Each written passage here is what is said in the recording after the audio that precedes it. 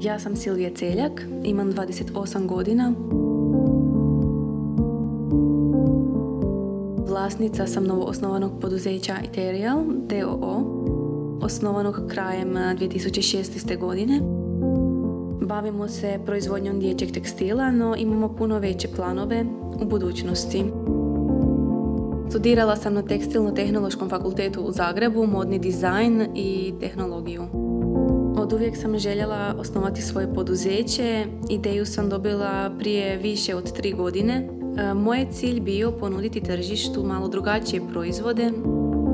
Koristimo većinom organski pamuk i bambusove tkanine, što je novost na hrvatskom tržištu. Najbitnija nam je kvaliteta naših proizvoda zbog zdravlja beba i korisnika proizvoda. Zaposlila sam 3 žene koje su bile duže vremena nezaposlene. Radile su prije toga u jednoj velikoj hrvatskoj tvrtci koja je nažalost bankrotirala. 2 od mojih kolega je također vjerovalo u mene, napustili su svoj trenutni posao i zaposlili se kod mene.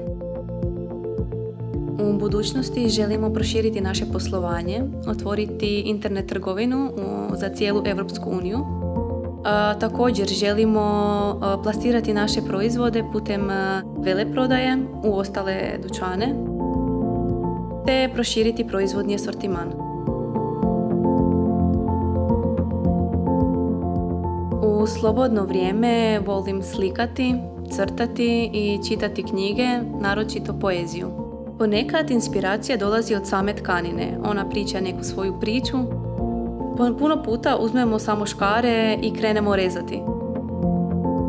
Volim svoj posao i to mi je glavna motivacija da svaki dan imam sve više i više energije za ono što radim.